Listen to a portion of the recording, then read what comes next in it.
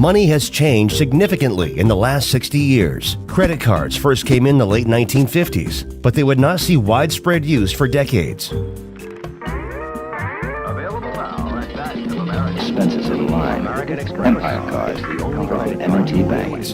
Bank checks were still the most popular form of payment besides cash. You can use checks to buy things. Increasing use of checks in the 70s led to the development of an electronic payment network to replace the ever-growing burden of maintaining paper records of payments. This network would be called the Automated Clearinghouse, or ACH. This is what allows your paycheck to be directly deposited into your bank account. The 20th century saw a rapid growth in technology across the Western world. This growth was so drastically fast there are multiple labels for this era: the communication revolution, the information revolution, and the computer revolution. But we will call this the digital revolution. Our representation of money used to be cash, paper bills, and metal coins. The digital revolution has made money ever increasingly become more virtual and less physical.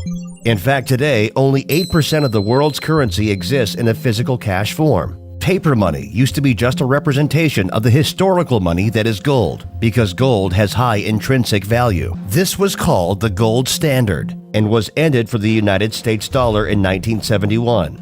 With the invention of the internet came some attempts to return to gold-backed currency by representing gold digitally. Two of such attempts were called e-gold and gold money. Though money had become more digital in the late 1900s, there still was not a strictly digital-only currency until the DigiCash company was started by David Chaum in 1990. The new currency was rightly named eCash. eCash, however, did not gain much use.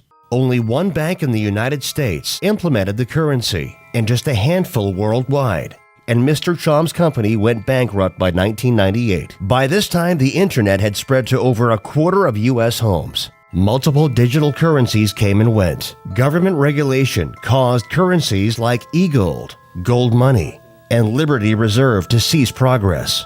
No digital currency created yet was safe from censorship. During the course of this inquiry, we've examined the issues and potential risks and threats that virtual currencies pose. Then came 2009. Bitcoin is the first virtual currency to not have a central point of failure. Most importantly, it is resistant to government force. Bitcoins protect your privacy. But don't forget to pay your taxes. Its entire system is distributed and thus impossible to pinpoint and shut down. If the United States wants to block money from going to WikiLeaks, where do they go? Well, they go to PayPal's, Visa, MasterCards of the world and put pressure on them there. With Bitcoin, there's none of that. There's nobody in the middle to go after. It is able to achieve this feat through cryptography, which is basically a fancy word for secure communication. The software, of course, takes place via the internet. As it was designed, a distributed network of voluntary users provides the service to maintain the Bitcoin software system.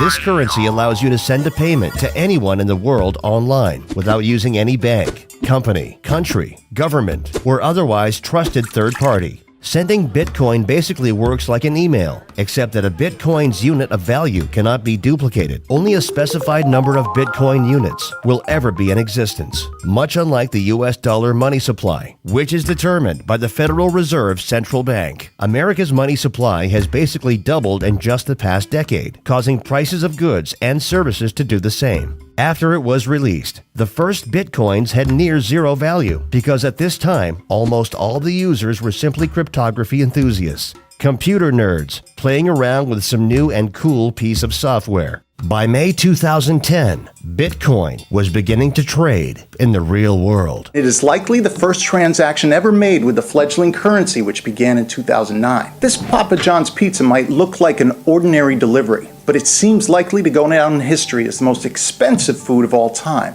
A member pleaded to the community for someone to provide him with 2 pizzas delivered to his residence for his payment of 10,000 Bitcoins. This simple dinner, and perhaps a little leftovers, cost the equivalent in Bitcoins of what would come to be worth over $10 million by December 2013. This is how fast Bitcoin has increased in value, or rather, how fast the increase in its number of users and recognition has been. Mein Führer, Steiner konnte nicht genügend Kräfte für einen Angriff massieren.